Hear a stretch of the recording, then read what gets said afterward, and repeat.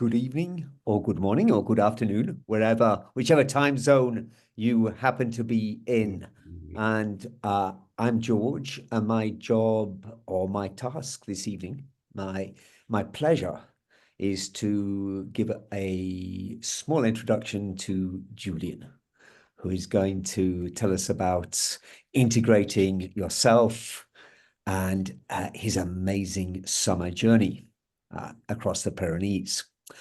I first met, or actually, I first heard of Julian Russell when I went to the NLP conference in Regent's College, London in 1996.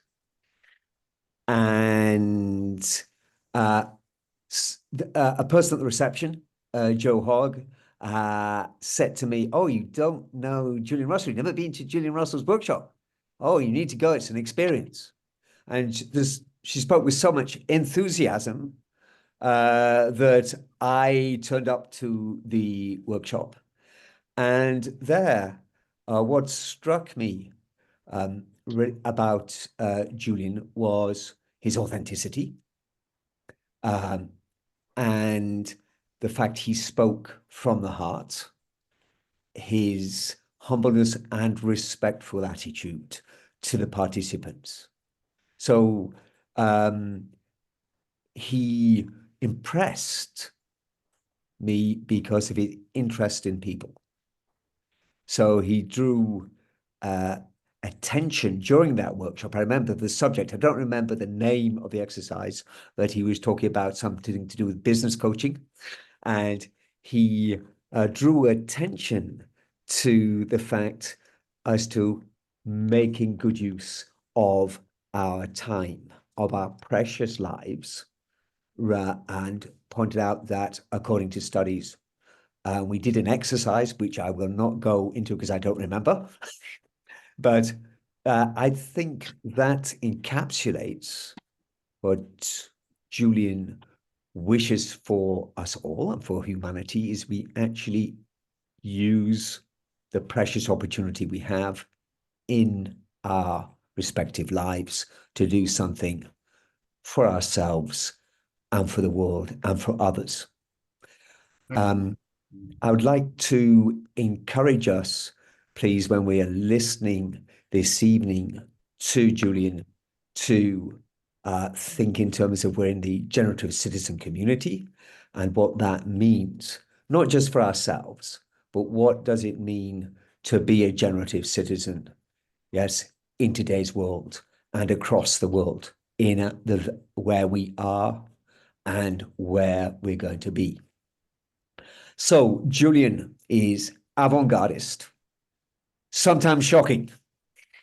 He is good-humored, and he brings a really good dollop of humanity to all the work that I've done and whenever I have met him. So without further ado, I would like to ask Julian to please tell us about his experience of integrating himself, and I hope that we will all be, yes, suitably motivated following Julian's talk to also do more to integrate ourselves and to embark ourselves on whichever journey we're on or whichever journey we are going to take. So thank you very much indeed. Thanks, George. And I pass the word to our host tonight, Julian Russell. Thank you. Thanks, George. That's so lovely. I must admit that I'm such a polarity responder. So I think I sort of want to be inauthentic, very proud, so I've got all of these thoughts going on as you talk. It's very, very sweet of you to say those things. I'm just really excited to share with you something that I have to admit I'm only in the middle of the process of digesting and have only partially digested it. It was such a massive experience that I'm only partly, and there's a lot of it that's quite unconscious, quite in the body. So super exciting for me. And I'm in quite a big not knowing phase at the moment, because as we'll see, it's not just about the rational mind. It's also about the body, about nature, about spirit, about community. So I'll talk more about that as we go. So I thought what I would first do is just talk to you about my wonderful adventure.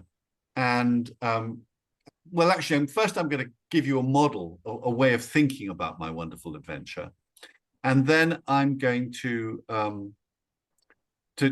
show you lots of pictures of my wonderful adventure and talk about it.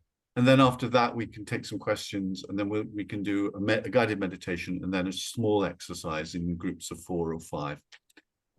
So let's see. So if I can get this to, yeah. So my intention is to share my journey, to share my ongoing process of integration. And of course, you never become integrated as a person. There's no such thing. Well, maybe when you become one with the one light, and maybe there are angels singing at that point, maybe there's no more. But that's probably quite a long way off for most of us, and certainly is for me. So it's an ongoing process. But my question is, how in the busyness of life, when we want more, to go to another level, how do we do that? That's really my question. I did it by doing something that I don't particularly recommend to all of you, which is spend 3 months walking across mountains. But I'm interested in thinking about how you would do it. What would be your way of taking yourself to the next level, or having a really massive learning opportunity? So that's really the second half of the talk tonight, to invite you to think about how you might develop your integration to the next level. And I don't really have answers on this. I've got my model, what it was I did, and I've got some questions about, would that be useful to other people? And so that's where I am. It's not like I've got a sort of big answer to this, but I've got some thoughts about where we are. So of course, if you look at this map, you can see on the border of France and Spain, that red line. That's what I walked along the border of France and Spain. And in fact, I didn't get all the way. I got as far as Andorra. I had a number of issues along the way, including, I don't know if you've heard of something called plantar fasciitis, which is something that runners get. I got it a week before I started, which is a very, very sore foot. And I had to walk for over 2 months with a very sore foot. So I got as far as Andorra. But one of the really big things for me was, am I doing this as a goal, as a direction, as an achievement about getting somewhere, which a lot of mountaineers were doing, or was I doing this as a way of exploring being? So, on the one hand, life is a journey, but on the other hand, when you listen to a piece of music, the intention is not to get to the end of the music, but to listen deeply to every note, every chord within the music itself. And so I knew that this was going to be really important, but as I walked, I became less and less interested in getting to a result, and more interested in enjoying the present moment. So, here's the sort of model, which some of you will know, because I've drawn it from my friend and colleague, Steve Gilligan, who I'm very, very inspired by the way he's been thinking about these things. One of the problems with coaching and therapy has been that we're very focused on the individual. And the problem with being focused on the individual is that we're making a complete mess of the world, but we don't talk about it much in coaching and therapy. And we see ourselves as separate from the world.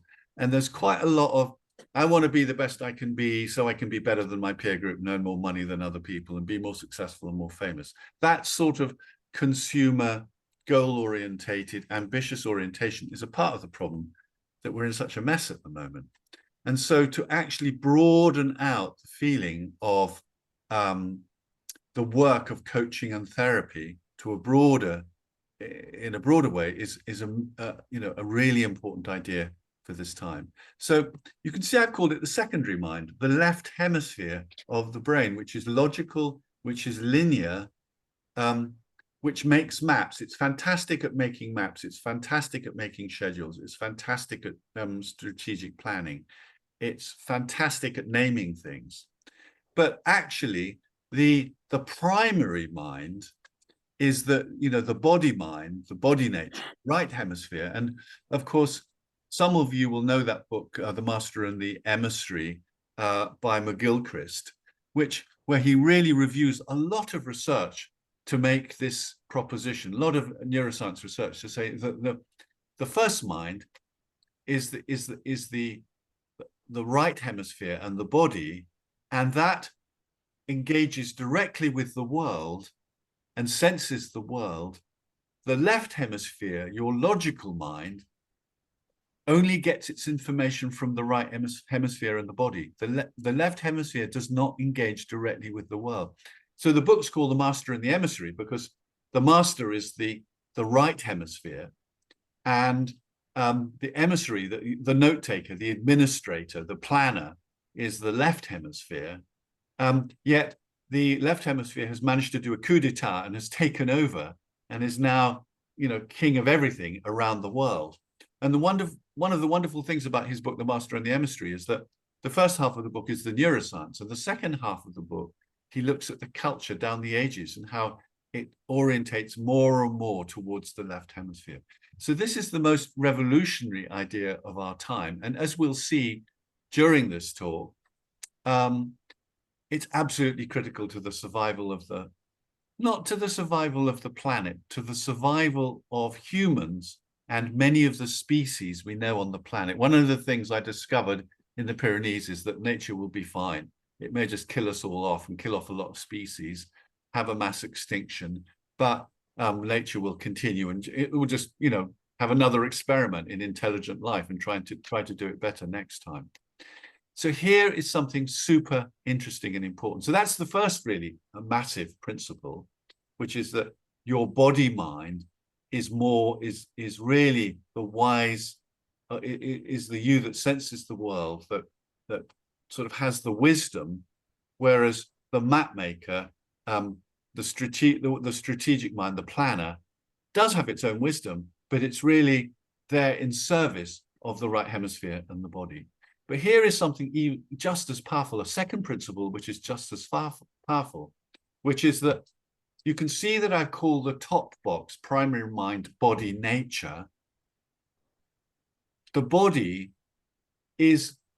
operates in the same way that the whole of the rest of nature operates. The only part of you that operates in a linear, logical way is that left hemisphere, and it may be in the prefrontal cortex or someone like that.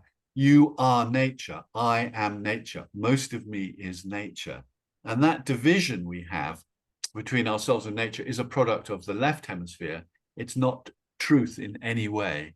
It's also a product of, Genesis, for example, So this I am nature. There's a wonderful book by an anthropologist about the Amazon called How the Forest Talks.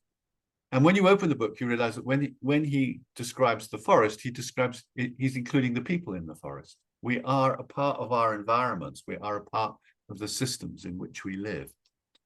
And so then the fourth category here is community. So you've got, I've got my left hemisphere, my right hemisphere, and my body, and there's environment, which is universal in the whole universe. There's nature, which is the whole universe. And there's nature, which is localized in this particular skin.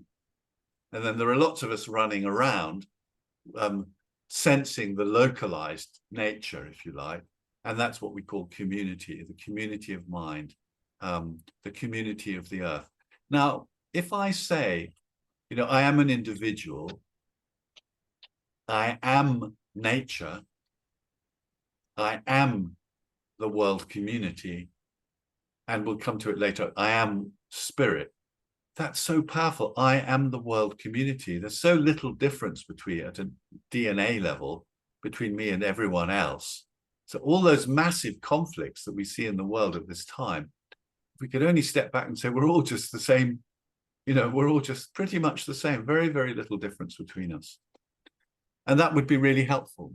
So, and then finally, I hope you can see that I've called it the ever-present origin. I really prefer those words because some people really object to religion, which I can be quite uncomfortable with religion, and even to the word spirit. So there was non-existence at some point, perhaps, actually, if you talk to the quantum physicists that might not be the case, but because but you know, something came out of non-existence into existence, and whatever it was permeates every particle of the universe. That ever-present origin, whatever came out of non-existence into existence, permeates everything. So, you know, which do you want to be? Do you want to be a wave on the ocean of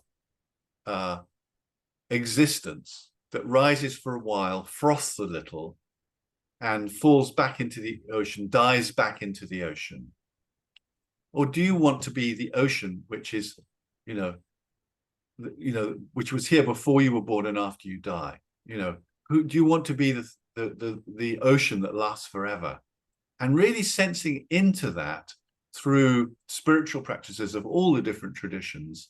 And also you can sense into that through science, through looking at the cosmos. Scientists have very powerful mystical experiences trying to think about the cosmos. And so this is sort of what I've applied to my journey. A simpler way of talking about this is to say that, you know, I had conscious intention. Actually, it was quite unconscious, my goal. I knew for a long time I wanted to do it, but that I wasn't quite sure why I wanted to do it. It was really from the unconscious, from the body. But nevertheless, there was some conscious intention there.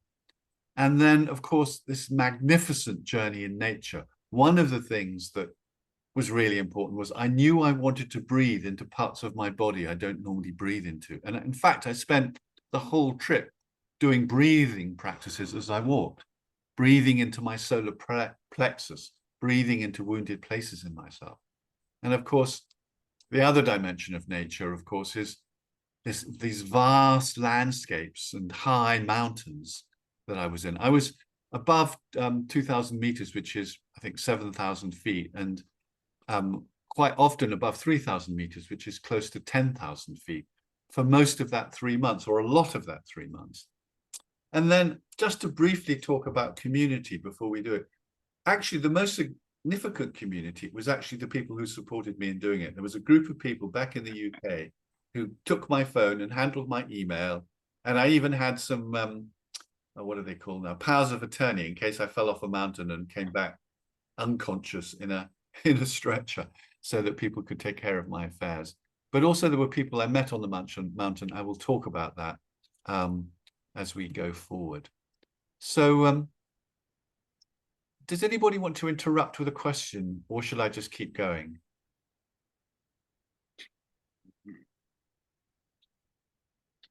Well, do interrupt at some point if you want to. So that is what I was walking into. You know, and you can just, I mean, I feel inspired, and, you know, I'm sort of like, you know, it was like Lord of the Rings, you know, I didn't go to I might have gone to Mount Doom, but, you know, it was like this long journey across mountains. And this took about 3 days to get to this big hill mountain that you can see at the back. And just these wonderful paths, winding through these vast landscapes, and all my relationships with the animals, including the sheep. Sometimes you'd see 1,000 sheep, and you'd see who was leading, and then you'd see the followers, and then you'd see the ones that were like in slight disagreement and were going off on their own in a little group, and all sorts of stuff. And also there were these wonderful sheepdogs. Some were like the British, I can't think what they're called now, British sheepdogs, but they also have white Pyrenees sheepdogs that are really the bosses. They look like sheep, and they're super intelligent. If you come near their flocks, they may growl at you, but if you talk to them nicely, they'll be super sweet with you. I had one that came and kept me away from his flock, and then looked at me and then peed just outside my tent to let me know who was boss. So very early on, I decided hair was not a good thing to do. So I shaved it all off and shaved my beard off. So that's me looking quite soft, I think, soon after that. And here's me, you know, walking across a bridge in these magnificent landscapes. And here's a funny shot, which I put them all together because I'm sort of talking about myself as an individual.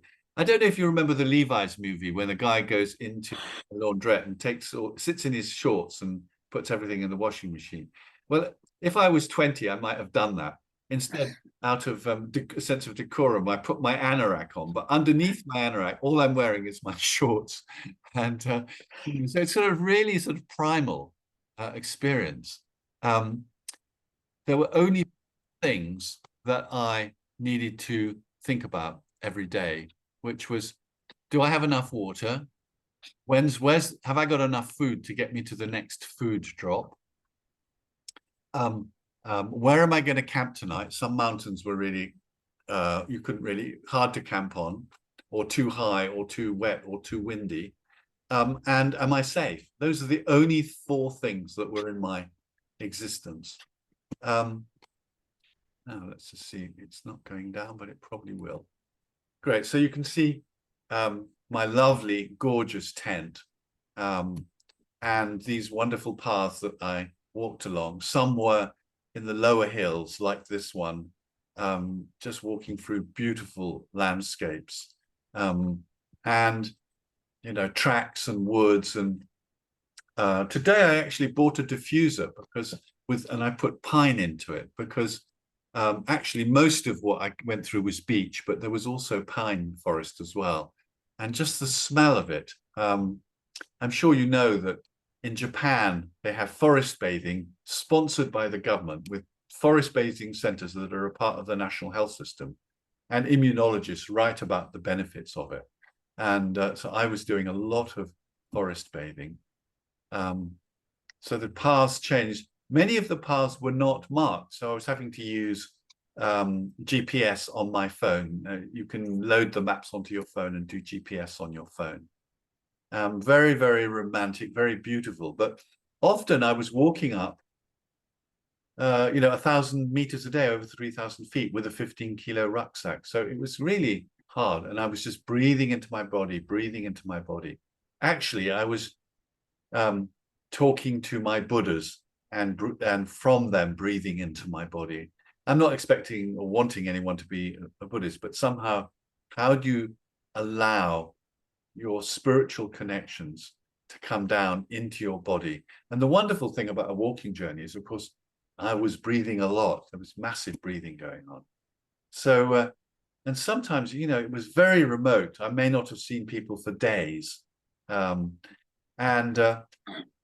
then when you met people, they'd be, particularly the walkers who'd walked for many days, they would be so happy to see another human being. So it was just a wonderful experience. I'm aware that somebody has got their microphone on and there's a little bit of sound. So just check your microphones and turn it off, because it's better on the recordings if we don't have background sound. So you can see that path through the middle. And sometimes, you know, quite beautiful, intricate, delicate paths. Sometimes there was mist, and you know, very magical and beautiful as I walked through these landscapes. And sometimes this isn't a particularly steep hill. There were 1 or 2 hills where the drop was so big and the path was so small that I was really quite frightened as I was walking along, hoping that I wasn't going to lose my balance.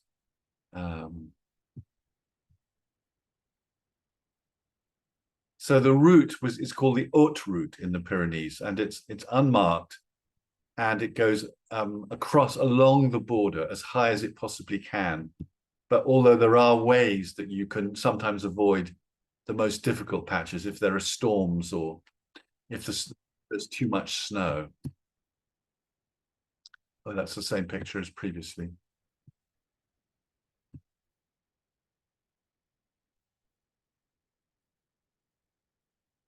So again, meeting people occasionally and being, particularly the walkers who'd done more than a week's walking, be very open and very connecting, very sort of deep connection, heart-based connections with people.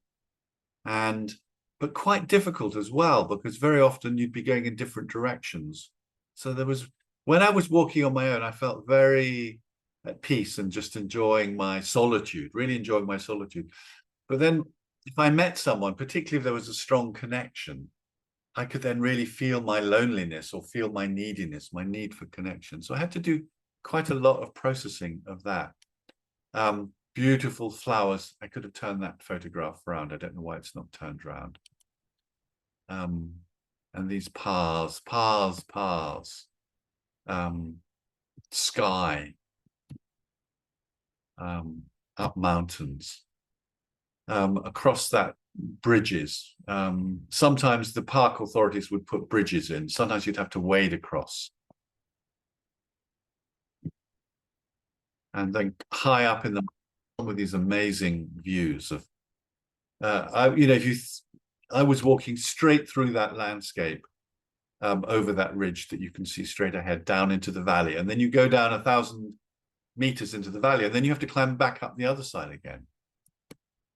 And just so touched by the awesomeness of the majesty of nature and the continual shifting of the clouds and the weather. And the weather would be different in one valley to another. Weather forecasts were absolutely no use at all because they would only apply to one valley. And even then, they probably wouldn't be accurate.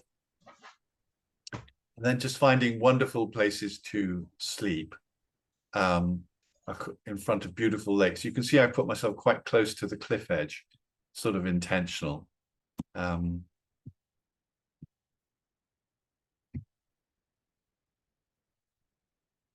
And then sometimes I spent quite a long time at one point.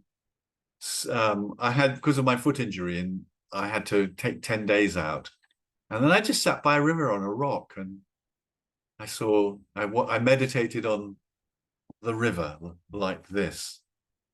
So, we've seen that lake. There's me in my little tent with my beautiful window front door out onto the vistas around me. And then, so here's a shepherd's hut with a young shepherd dog. And that dog was very young. You can just see behind its ear, there's another dog in the background. It was very misty. I think you can see the mist. And then I went and camped a couple of hundred yards away, a couple of hundred meters away from this hut, really in thick mist. But the dogs wanted the shepherd to know that I was there. So when I was in my tent, I suddenly heard these feet coming across the evening sky. Well, the evening sounds outside my tent. And then I heard a little bark, the dog saying, look, this is where he is. But then the shepherd didn't even talk to me. The shepherds are living in the mountains. They're very, very different people to the ones we would meet in the towns or, modern agricultural workers. They spend their time sitting on mountains. And so many places, so much beautiful contact with nature, so much invitation from nature. This showed me how evolution works in a way, because normally the birds wouldn't come, but this particular bird at this particular lake, first, I think the bird discovered that people often dropped food near tents. And then the bird must have discovered that people would, if you made friends with the person, they'd give you more food. I could put my hand out with a piece of bread on it and the bird would come and sit on my hand. So really quite amazing how, in the book, How the Forest Talks, they talk a lot about how all life has intelligence. I won't go into that now, but all life has intelligence. All life has decision-making. It's not just humans who have decision-making.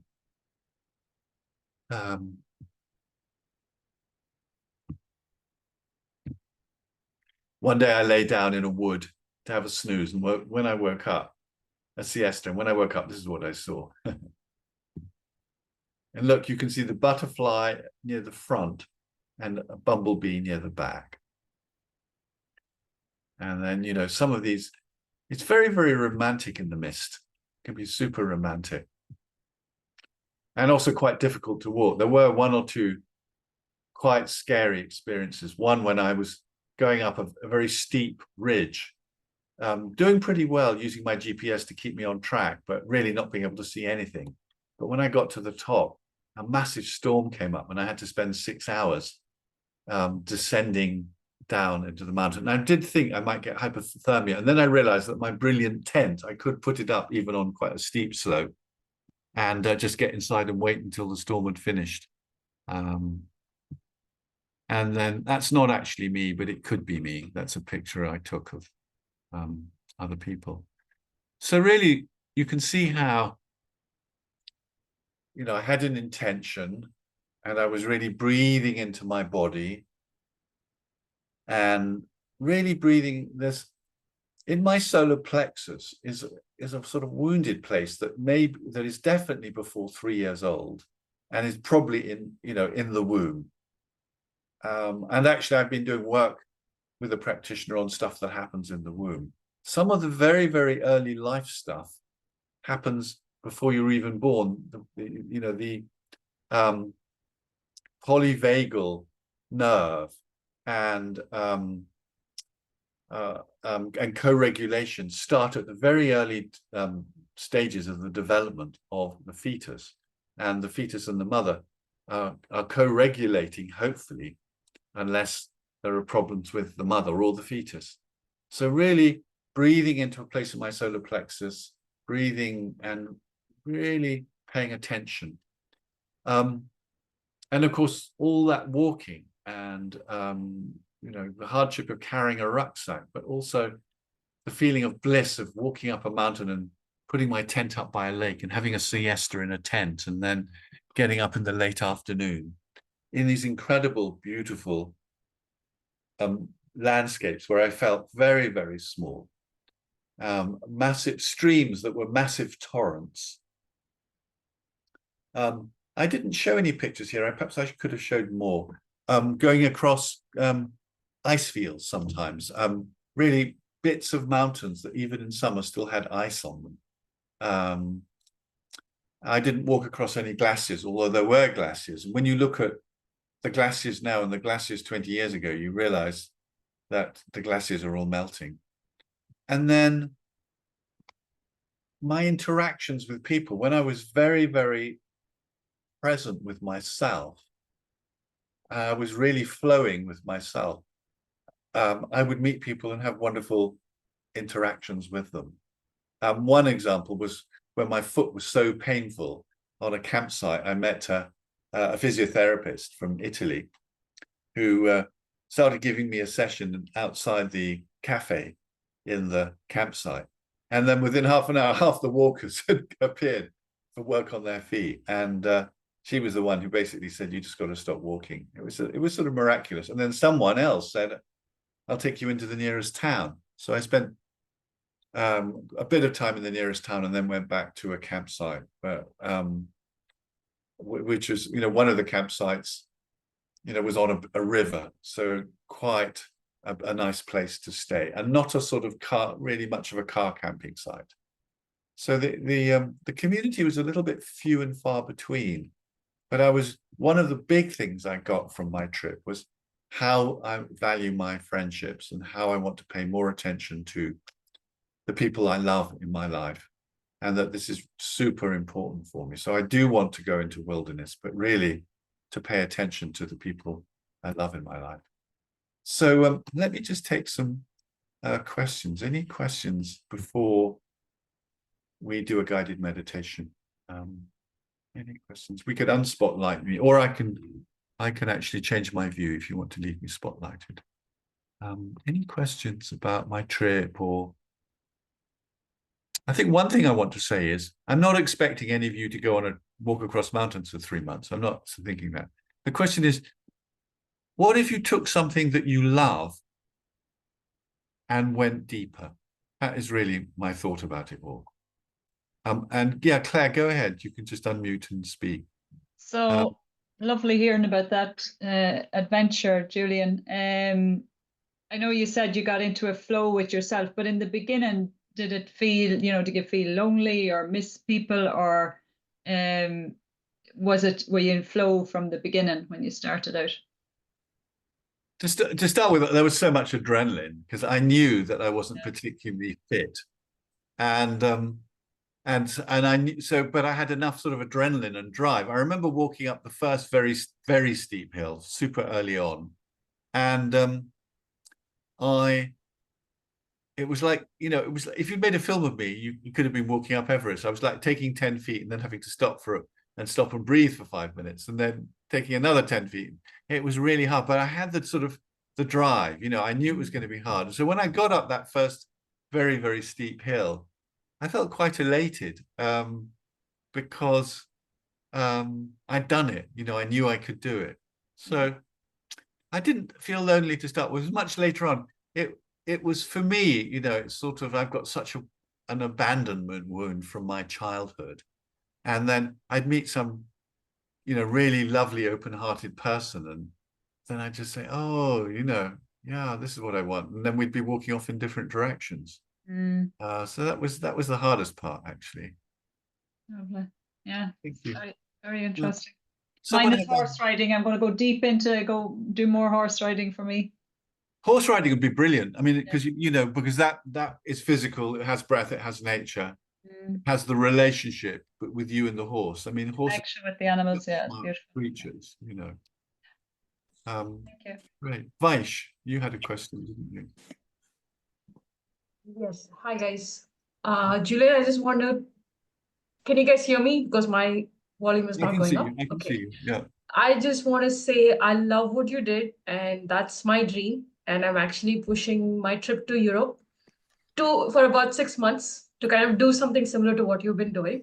So a couple of questions kind of popped up. Did you plan ahead? And what about wild animals? How did you kind of walk through all of that? The first is, I think it's great to have a plan. And then, there's a military saying, which is that your battle plan doesn't survive the first contact with the enemy. So this is a military thing. So you want to have a really good plan, and then you need to ditch it. It's just going to go wrong. But it's better to have a plan that you can go back to than to have no plan at all. Or at least it makes me feel safer. I think if you were a true Taoist yogi, you could just follow the flow. But I did follow the flow. But it was quite good to know, where I was going. So I actually had, before I left, I read the guidebook, and I planned every single day, pretty much. I planned it was 90 days. So I planned about the first 60 days. I figured after that, it would, and of course it didn't work out that way. But also with what I was doing, you had to get to water.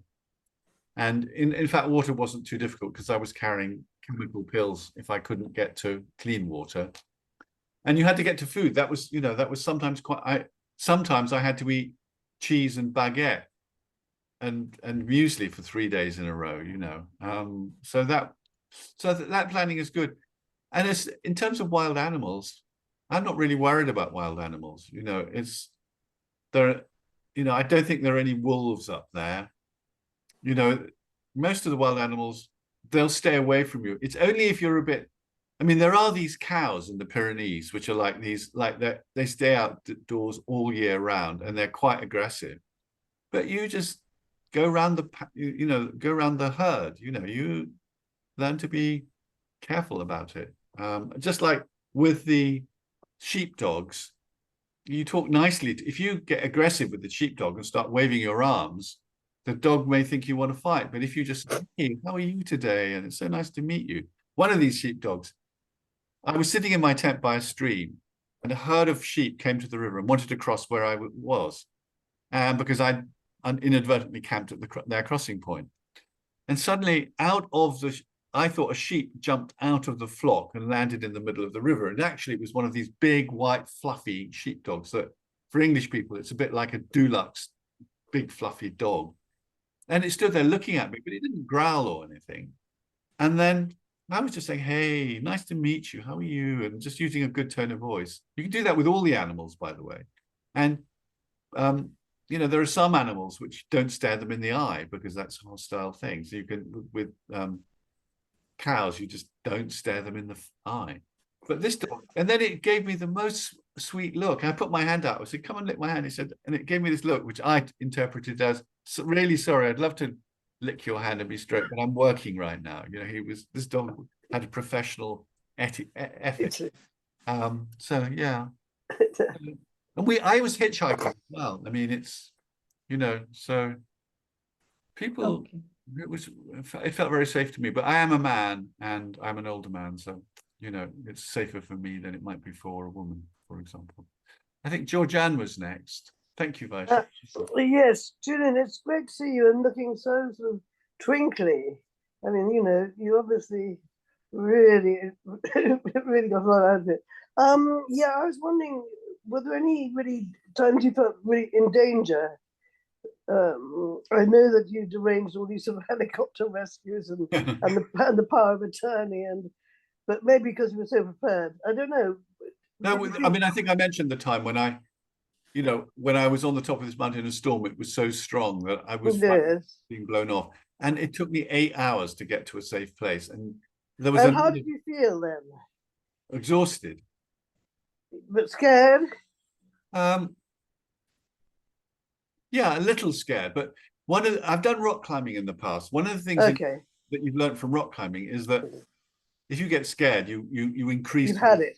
Yeah. You have to just manage your nervousness, your anxiety. Otherwise, if you let that take over, you're not going to do well. So you just manage it. So I managed it. I remember this time when I was coming, I bumped into these 2 shepherds who were just, it was absolutely, the rain was chucking it down, the wind was blowing. They were dressed in just normal anoraks, looking quite cheerful, these 2 shepherds. And they said, "Oh, go this way." They had no idea. And then one of them turned around and said, "Are you okay?" And I said, "Yes," but I wasn't.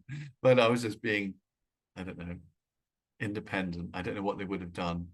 So, but those challenges are good, you see. Those challenges are a part. Sometimes it's good to have a challenge that takes you beyond your current comfort zone.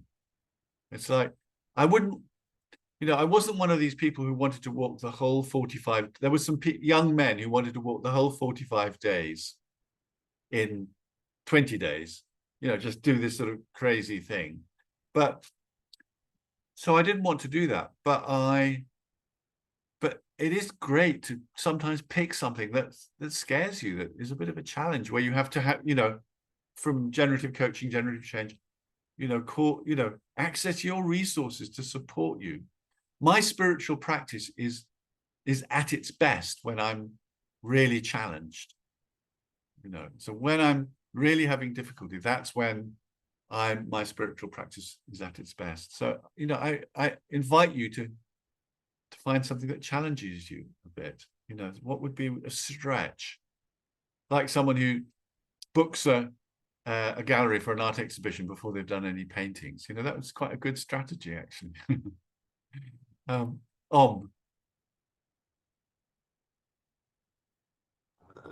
just curious to know how you feel in your body. Actually, when I came back, my body was absolutely exhausted, and I'm still quite exhausted. And in fact, last week I had a cold. Then stupidly, I got over my cold, and then I decided to have a flu jab, and now I've got the cold again. So I think one of the things I'm going to do now that I'm back is spend a lot more time training. And as this physiotherapist said to me, the better your body works, the more you can do. It's such a simple thing. I want to, people would say, "Why are you doing this?" I said, because I'm young, but I'm actually 69, but I'm 69 years young. If I want to do this when I'm 80, I need to start training. So yeah, and so I've been doing Feldenkrais recently. I've got my foot sorted out. I'm really, really taking care of myself. I took these Chinese, I don't want to go too much into it, but Chinese mushrooms, fungi with me, which I have a general practitioner doctor who specializes in funguses and Chinese mushrooms. So it's like, what are the systems? What can you do to support yourself? I've just taking a herb now, which will support my body. But I'm much stronger. My godson, who's 8, he's getting quite big. He still rides on my shoulders. When I came back, I noticed that I could walk much further with this 8-year-old boy sitting on my shoulders. I hope that I'll still be doing it when he's 16, So I'm really quite wanting to take this and become stronger, you know. So it feels very exciting to me, actually. Yeah. Thanks, Om. Anything else before we do a meditation? There's a question in the chat. What? Yeah. How do you transition back? How did you transition back after this? That's a really great question. Can I say I'm quite good at transitioning back, because I used to do 1-month Buddhist retreats. The first time I went to see my Buddhist teacher in America, he had a group going on that where people were 20-year students, and he was doing something with them that he didn't think was appropriate for me. So he just put me in a cabin in the forest and left me there for a month, you know. So, and then you come out, and so then I've done quite a lot of those retreats. Then you come out of those, and it's sort of like you're on psychedelic drugs or something. I mean, it's like, and usually he would say to people, take a few days to come down. Because I had work commitments, I just said, I'm going to get on a plane. And I sometimes remember coming back to England completely. I remember the most difficult time was when my house was undergoing building work and it wasn't finished, and I had to live in a house full of dust and everything was wrapped in plastic bags. And I just spent a month in a retreat, and suddenly I was in a house with builders.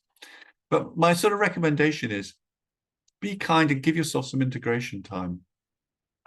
When I got here, 2 of my closest friends were away. I'm living in Totnes now. I lived in London for most of my life. I'm now living in Devon because it was very beautiful. And I just said, okay, my friends are not here. I jumped on a train, went to London to see other people who I really have a heart connection with. That community connection, having people hold your heart, being seen and witnessed by people is really important for integration. We are not meant to be alone. We are not meant to be separate. We're not meant to be isolated. We're communication. I mean, co-regulation, which starts in the womb, is something we still need. And so who are the people who, if you tell them something some crazy idea or something weird you did, who are the people who are going to say, yes, how great? It's one of the reasons for having a coach or a therapist. You know, my therapist, she's always saying yes to me. So the other day I just thought, is she going to say yes to everything? So I said to her, yeah. And then last night I went to the supermarket car park, which is behind the house, and I murdered 2 women. You know, I thought, well, let's see if she says yes to that. And she had such a great response. She just burst out laughing. You know, she just thought it was funny. She didn't take me seriously, which thank God for that, I have to say. You want people who you tell them something crazy that you want to do with your life, and they say, wow, how can I support you in that? It's like, don't be normal, don't be boring. I remember on a workshop, there was a woman who loved, in her 70s, who loved to go into sort of very remote places in Africa. And the last time she went, she broke her leg and she had to get ambulanced home. And her kids say, okay, that's enough. You can't do it anymore. And she was saying to me, oh, I'm so, you know, my kids have said I can't do it anymore. I said, you're 75. Don't let your bloody kids tell you what to do. Tell them to F off and do what the hell you want. And if you die on some great adventure in the middle of Africa, you know, but that be a good thing rather than in, you know, in an old people's home with some poor refugee wiping your backside. Actually, on the mountain, you know, one of the guides on the mountain sort of think you shouldn't really do it on your own, because, you know, what happens if you knock yourself unconscious? Who's going to come and get you? You know?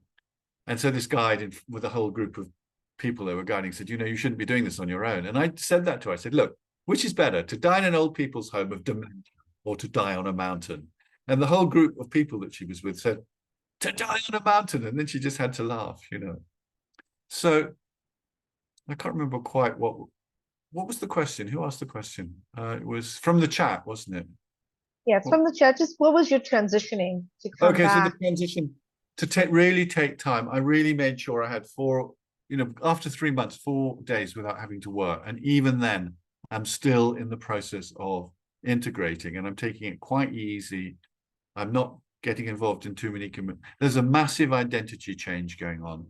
A real complete reorientation from a guy who runs around the world making stuff happen to a guy who's going to focus more on being. I mean, I've always been really, being has been, you know, is been important for me, but that pull of being an executive coach and talking to businesses and running around and calling people up and organizing stuff.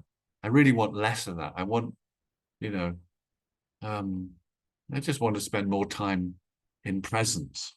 That's where I'm at. And it'll be different for different people, depending on your age. You may be, you know, someone in their 30s might be ready to go and do the hero's journey and make some big project happen, you know. And it might not even be your 30s or your 40s. Someone might get to 60 and say that I've never done what I've meant to do, so now I'm going to do it. So one shouldn't have comparison. It's like, what's the next thing for me? And how do I find the psychological resources to do that? Has anyone not done generative coaching? Is there any, put your hand up if you haven't done generative. You've done life talent, Gordon, so that's very similar. So, you know, get your resources, get lined up, and let the resources support you doing what you next need to do. I sometimes think I should run a long course on resources, because very often in trainings, there's such, you know, you spend a little bit of time on it, but there are so many different sorts of resources. I think that you've got enough resources where if you imagine the circle of resources around you, you realize you need to have a whole football field to fill all your inner resources. And, you know, one of the great things about the inner world is, you know, I can have figures from all the different religions of the world. I have in my inner mind, there's a dinner table where a lot of the great beings of the world are all sitting around talking about how much trouble their religion is and complaining to each other. You know, it's like, I need a lot, you know, and a lot is available to you. So I think that's so important. We're going to do a guided meditation unless there's another question first. Yeah, I got a question. Yeah. Yeah, what's next for you? Oh, So, I don't know what's next. What's next for me is when we finish at 9 o'clock to have some supper. And then after that, I might chill out and watch a bit of the end of a Netflix movie. So I'm really taking things one day at a time. You know, I'm quite good at strategy. I'm quite good at long-term visioning and making long-term plans, you know, 10-year, 3-year, 1-year plans. Right now, I'm wanting it to emerge from my body. You know, so that domination of the intellectual cognitive mind that comes up with plans and then tries to get your body to follow, that is one of the problems in the world. What if we really tuned into our body, to our unconscious, to our hearts, to our guts, and then when something was coming through that seemed really exciting and blissful and to us, to then say to the cognitive mind, okay, great, can you make a plan, please? You know, Robert Dilts's model of the dreamer, which should include the body and may take place over a longish period of time. And first you have, you know, a sort of embodied dream, and then you have a plan, and then you say, okay, let's start planning it, and then you do constructive critic. You know, we need to spend much more time, not in just the dreaming from the head, but the feeling it from the body. You know, what was an example? So I was talking to a guy this weekend who is teaching polyvagal theory to senior people who are clients of McKinsey, the big consulting firm, teaching them about how co-regulating, creating emotional connection and safety for the staff will improve their performance. You know, if you are centered in yourself and you're emotionally connected with your team, everybody will perform better. Most businesses don't understand that at all. So it's, you know, so look at humanity. You know, we've got some incredibly beautiful culture, haven't we?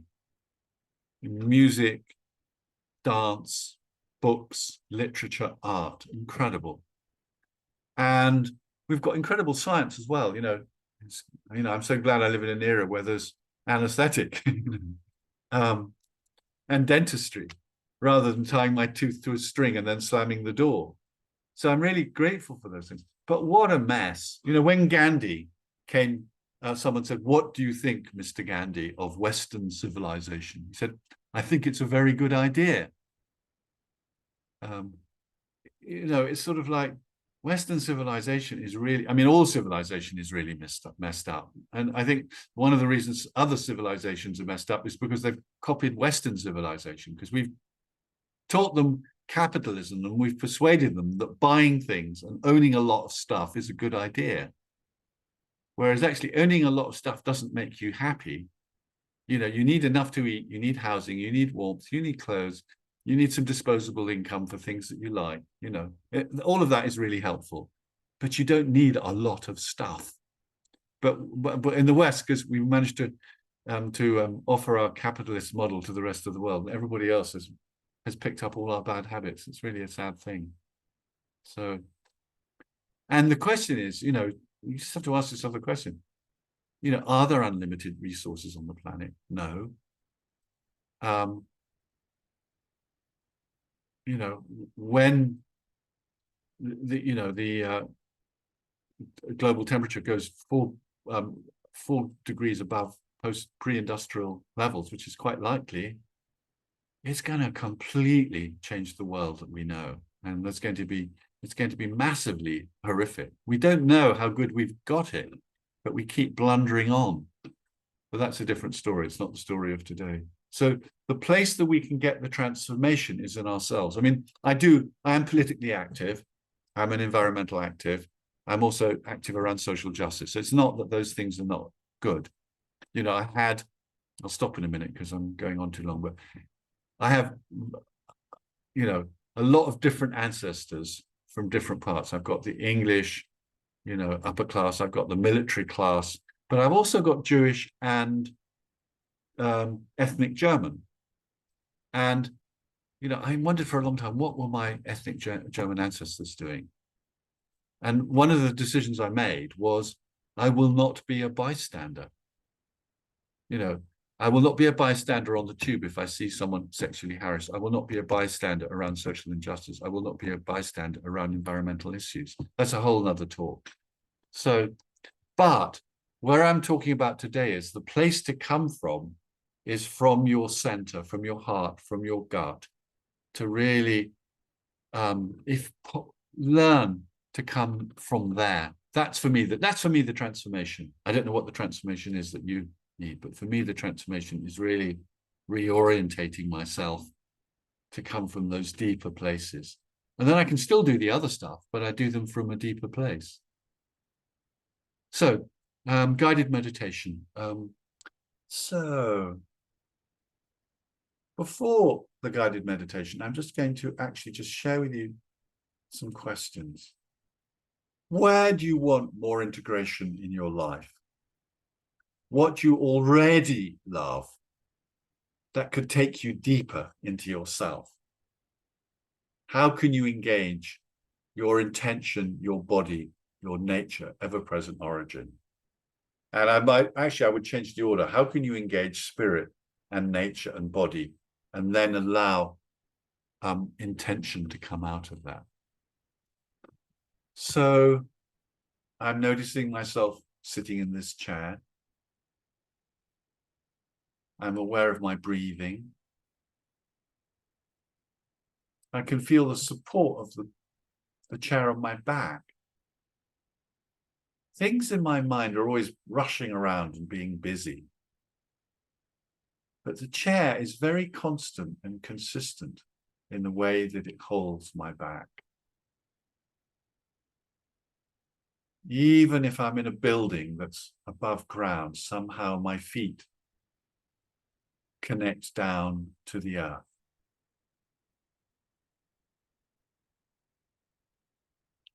I don't know how deep your breath goes down into your belly, but it seems very obvious to me that breath is more than just the lungs. It's very sort of interesting and curious making to explore where your breath goes in your body. Just to be curious about this being that you are. Not so much the person you present to the world who's professional and clever and all the rest of it. But the body being, the deeper being, the being that has cells and organs, that a lot of it is quite unconscious. There are processes in your body that work automatically, your gut, your heart. Just to feel down into all of that. Are there any places in your body that have tension? Just don't try and change it. Just say, yes, I feel that you're holding something. And then feeling into your belly. What's happening in your belly?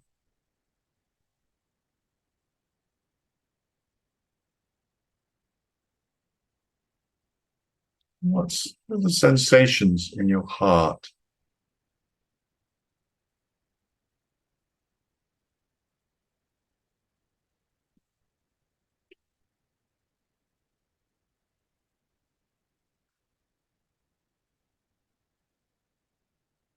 And notice. So this is one of my favorite processes. I listen for what I can hear outside the window, even if it's nothing, even if it's silence.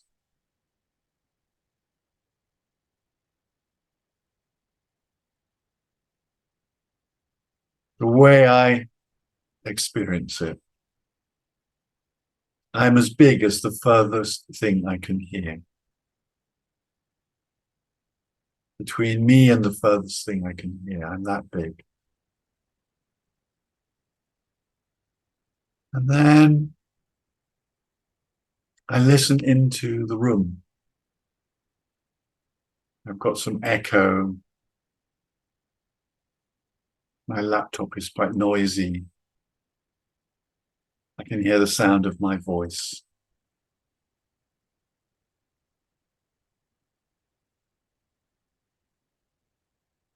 And then I pay attention inside my body. I hear my breathing.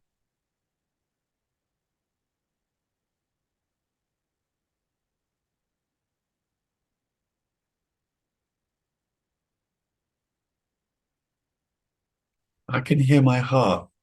I can't always hear it. I can hear it right now.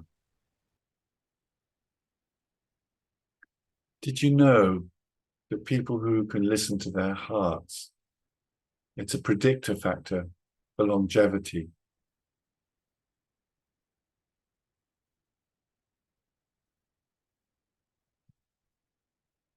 So it's worth practicing. And then I can listen to my internal dialogue. How loud is your internal dialogue, or how quiet? How much chat is there? So if you are everything you hear outside the window, everything you hear in the room, everything you hear in the body, then your internal dialogue is just one of the things you hear. That's not you. That's more part of you. So can you sort of stand back and listen to that voice from a distance and just be curious and compassionate and kind?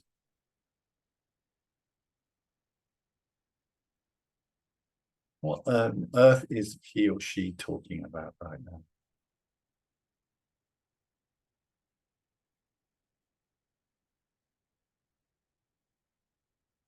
You're not trying to change it. You're just listening with curiosity, rather like listening to someone at a networking meeting. Listening from a distance. You are much, much more. You are your toes. You are your backside. You are your strong spine. You are your hands. You are all the cells in your body.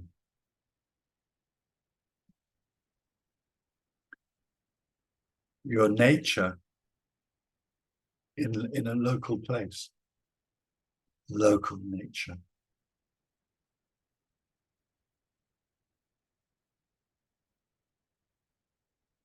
So just being aware of all of these things and just not getting too caught in your intellect. When you listen, you hear yourself getting very involved in your thoughts. Just stand back and say to your inner voice, how sweet you are, how cute you are, how interesting. And sometimes you'll find that your inner voice is a sort of expression of a feeling somewhere else in your body. For example, your inner voice might be an expression of anxiety or something else.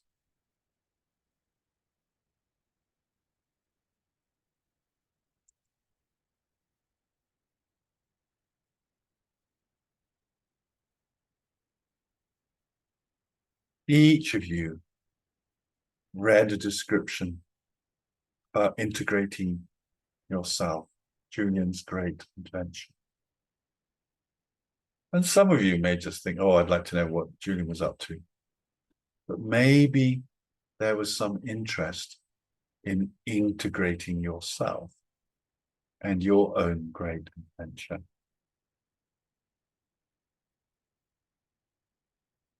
Maybe there was some interest in your own great adventure and integrating yourself.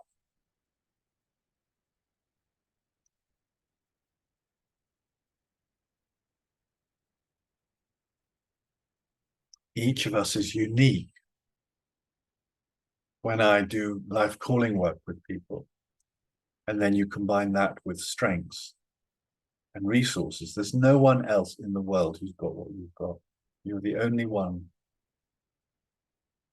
Your path is the only path for you. And it may be entirely different to anyone else's.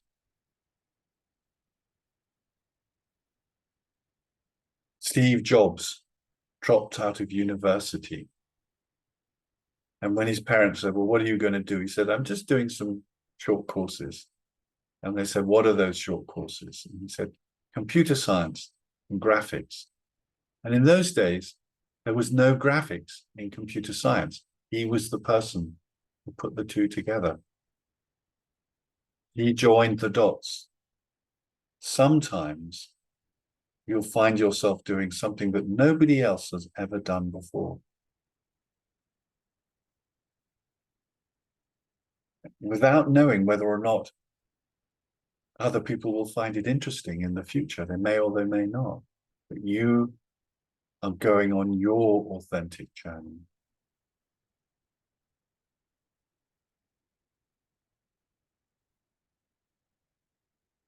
So what is it that you love? What is the next step in your evolution, your development that you'd love to have?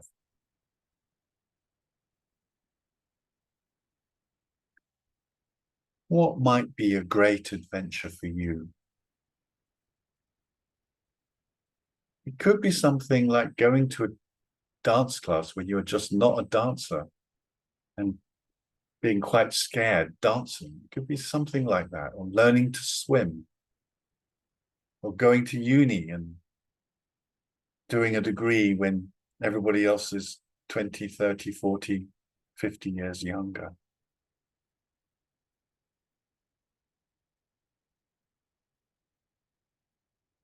Acting out some secret fantasy you have.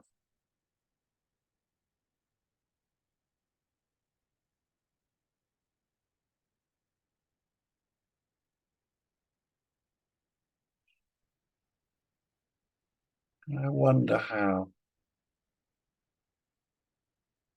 if we leave aside your logical mind, but we stay with your heart, the body, what's exciting to your heart?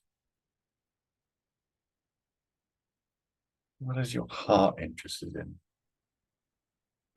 As Blaise Pascal said, The heart has its reasons, but the reason knows not. What's calling your heart? What's calling your body?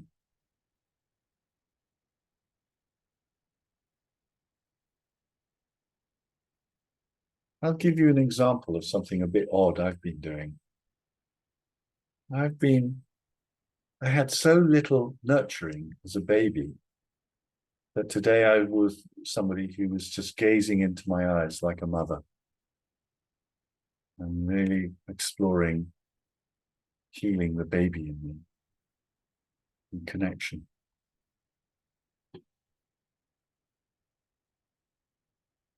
Who can support you on your great adventure?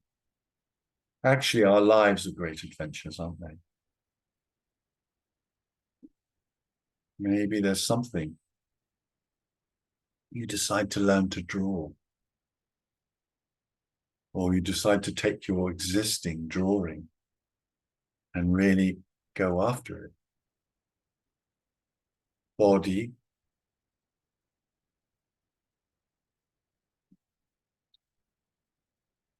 you can support your great adventure if you pay attention to your body, to how nature supports you.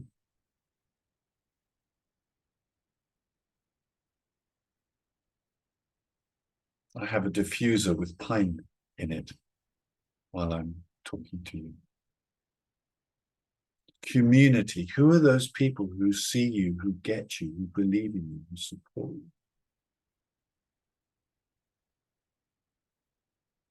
Who want you to be the way you are. And if you haven't got enough of those, go out and acquire them.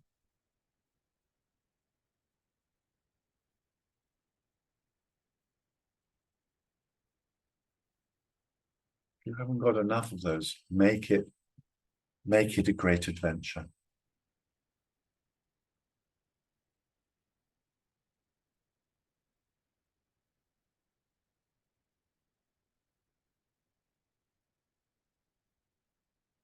All my gifts are better when I feel supported by people.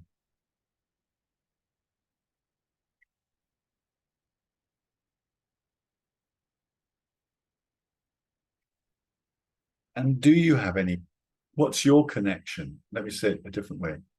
You came out of, the universe this universe was born 14 billion years ago. And then there was increasing levels of complexity until we have this planet with water and the single cellular organism. And the single cellular organism became a multicellular organism. And that evolved through reptiles and through mammals, and finally to you. You, your ancestor, is the ever-present origin, the beginning of the universe. That is your ancestor. And you can never be separate from the ever-present origin, because it's in every single atom, cell of your body. It's embedded. Without it, you wouldn't exist. So you have a connection with it, whether you know it or not. And for some people, they have traditions that connect them to that. Where is your connection? Is it through a religion that half worked? Is it through some mystic? Is it through nature? Is it through looking at the sky on a dark night away from light pollution and just feeling awe at the magnificence? How can you feel more of the support of the vastness of existence? When I am the ocean, I have a lot more freedom and choice and relaxation and courage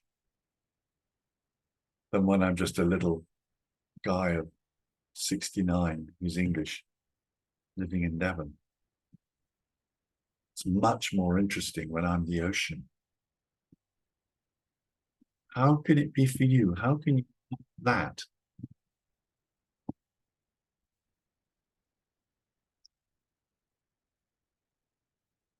How can you lean more into your body? How can you lean more into your community? How can you lean more into nature? Even if it's the bonsai tree on your table, a small garden or the plant, it doesn't have to be big scale. Actually, a cat or a dog. Like, take seriously your intimate relationship with an animal. Someone was talking earlier about horses. Horses have deep emotional intelligence, embodied intelligence. How can we walk in the forest and know we are the forest?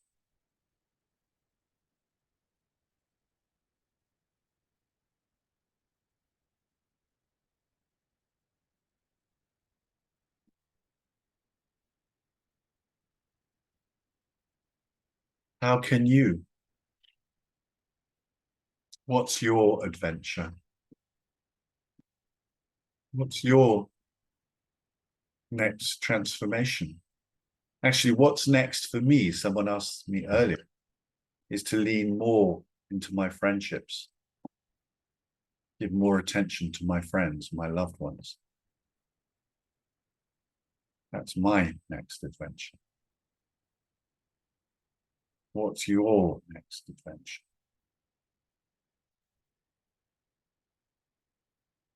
Body, nature, community, spirit, and then with a little bit of logical mind to do a bit of planning.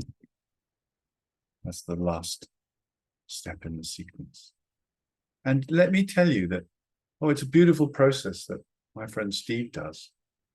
You take a question or an intention. So what is it you want? I want to know my next adventure. So something that you want. Some words that describe something that you want. I want to know my next adventure, or I want to live more into such and such.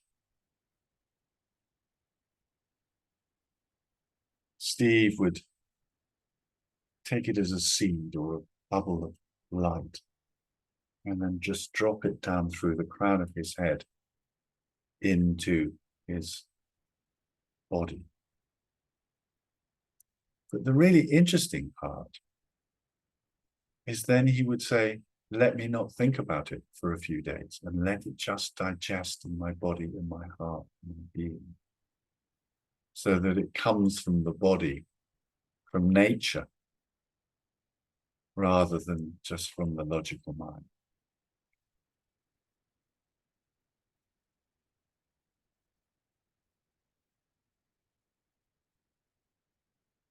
So I'm going to invite you to stay deeply connected with yourself, yet just orientate to the other people on the screen. And hopefully you can see gallery view. If not, there's a view button right at the top of your screen so that you can see everyone. Questions are, what do you want more integration of? Or where do you want more integration in your life? What do you already love? I'll share that with you, actually. Let's share that slide with you. What do you already love that could take you deeper? It's such an important question, to take what you already love and use that as the tool for going deeper, for transformation. How can you engage? And again, I think I've got the order wrong here. Ever-present origin, spirit, nature, body, and then after that, intention. So we're going to do groups of 4 or 5 minutes per person. And what happens is that one person gets to share for 5 minutes in answer to those questions. And then the others listen. No conversation, no chat, no giving advice, nothing like that. You listen for 5 minutes. And actually, I'm going to make it 4 minutes. So we'll do 4-minute rounds. in groups of 4 or 5. And Vimal is opening the rooms now. Welcome back, everybody. Really great to have you here. Great. So how was the exercise for you folks? How was it for you?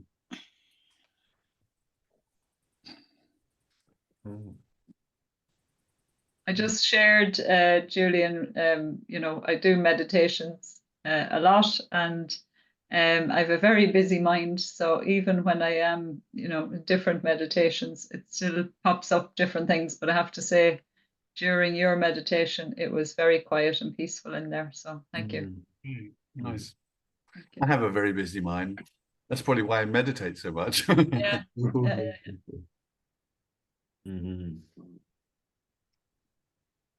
Any inspirations that you got? Alison, yeah, lovely to hear you. So it was just lovely to hear other people's inspirations as well. And the act of just talking it through, for me anyway, is very helpful to clarify it. So I was much clearer by the end of doing that than I was just from doing the meditation on my own, which fits with what you're saying about community, doesn't it? And yeah, the importance of doing this with other people. Yeah. You know, it really is. I think, you know, I mean, there is that sort of, what are they called? Master class groups or something like that, which is if you're with, you are more likely to achieve stuff if you're in a group with people who achieve stuff. You know, if you're with a group of people who inspire you, you're more likely to be inspired. It's really obvious. I mean, we are social creatures. You know, we are the whole ventral vagus system. It's about safety through contact. You know, there's safety through you know, animal safety. If I freeze and pretend I'm dead, I might survive. Then the next one is fight or flight. But the highest level of safety is say, hello, I'm Julian. Be nice to me. You know, let's connect. You know, love me. And then you won't kill me. So it's really a big, deep part of our nervous system. So Alison, that's great. Yeah. Yeah, being inspired by others. What else? Julian, I found the exercise really quite powerful, and I think it's part of that was starting in the sequence that you said, starting from spirit, and some sort of really deeper connection, and then into nature as I'm a representative of a larger connection, and I'm just doing my part as part of the world, doing my part as part of nature, and then community. Yeah, I found that really. I think the slide presentation of all those beautiful beautiful photos of nature and the connections that you made with people, as well as doing that with physical difficulty and other challenges. So there were the challenges as well. Like it was all coming together, and that sense, my sense of in the meditation, and then into the exercise, was that the natural. That's so much of what life is. Life is adversity and challenge, but there's all this continuing path of evolution and things not working, and then doing things that do work, and use feedback and change and development. Absolutely. I mean,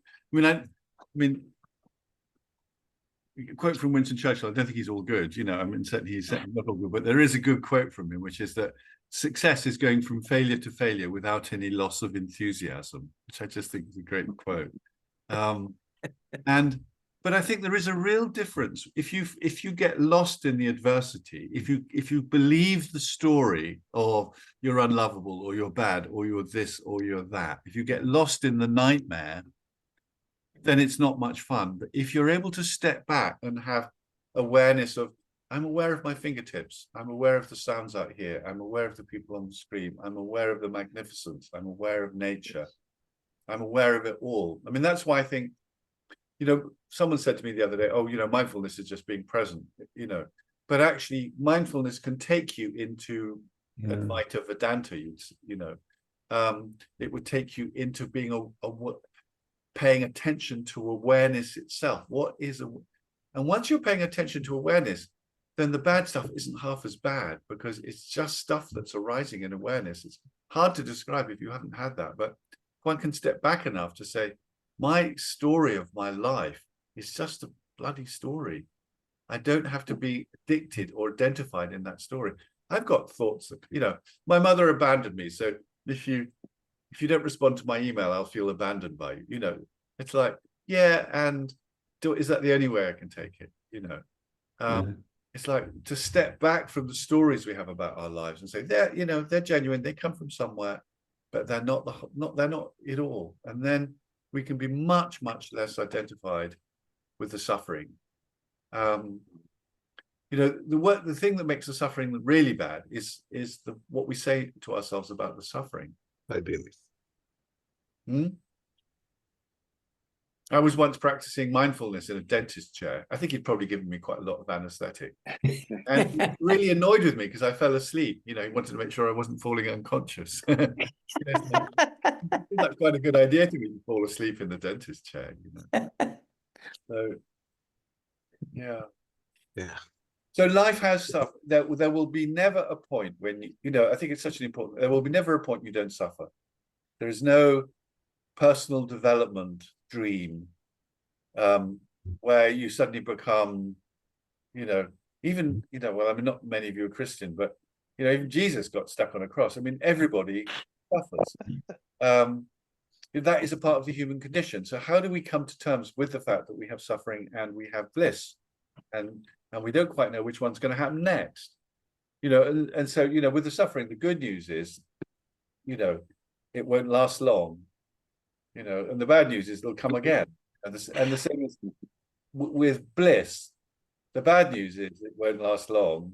You know, it's sort of like it's all changing all the time. So we're not going to be able to, if we try to walk around happy all the time. I mean, apologies to any Christians here, but there are some. My ex-girlfriend was sort of quite an evangelical Christian. And what I hated was people standing at the door of the church smiling because they had to smile. You know, it's like, be happy. Okay, I'll be happy.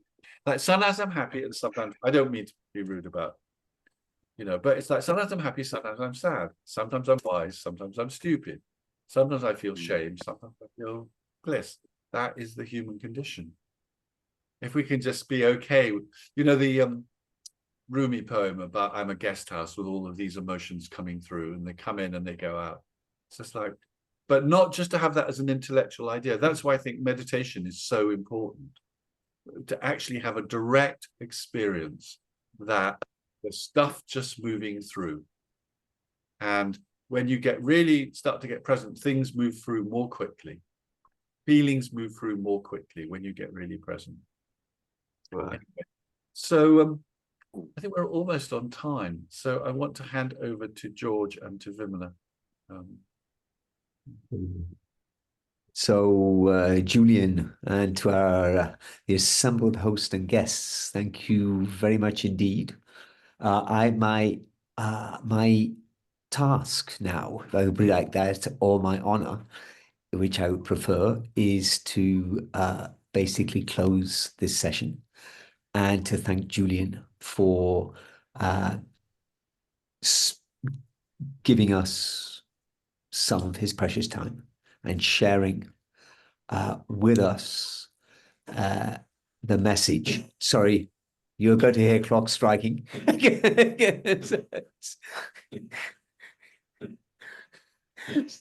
Have you got a big clock in your room? Yes. Yes. Right. So when we just to very briefly highlight some of the things that struck me on this session.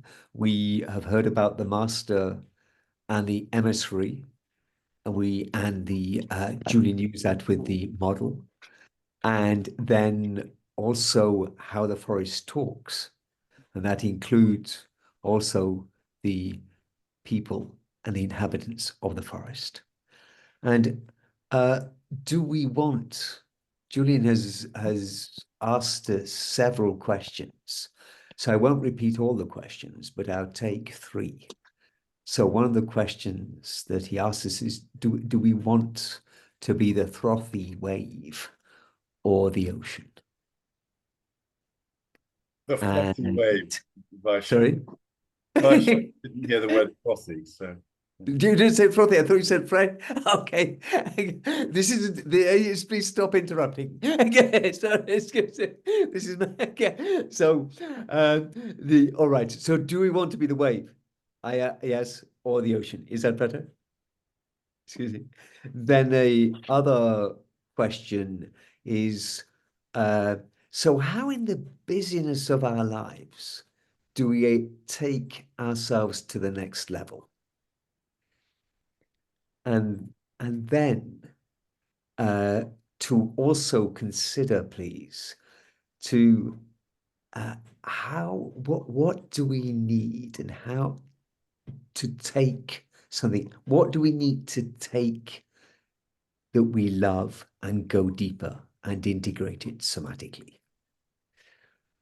So I'd like to thank Julian on behalf of us all for sharing with us and taking us through the meditation.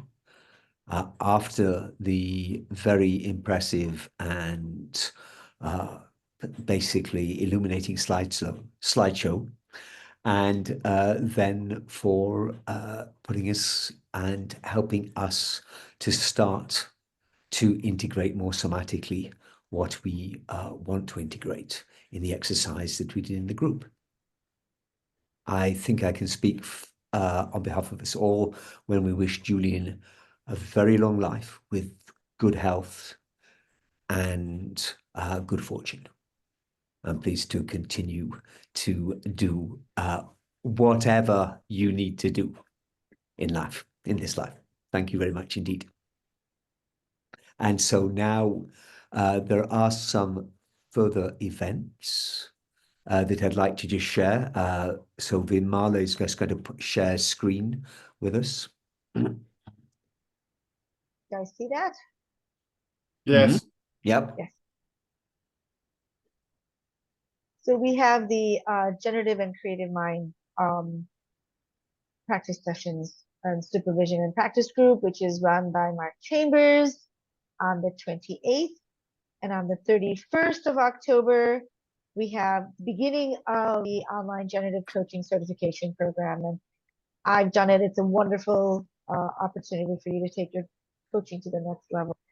It's a brilliant, brilliant program. So that's coming up in October, and we'll keep you informed of what's happening in November. Mm-hmm. All right.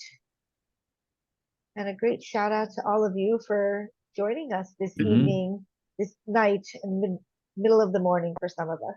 Can you unshare your Yes, screen? Yeah. Right. Lovely to see you all. Yeah. Thank you. Thank you all very much. Thank you. Bye. Thank you all. Thanks for coming. Bye. Thank you very much. Thank you. Thank Thank you all. you. Bye-bye. Bye, everybody.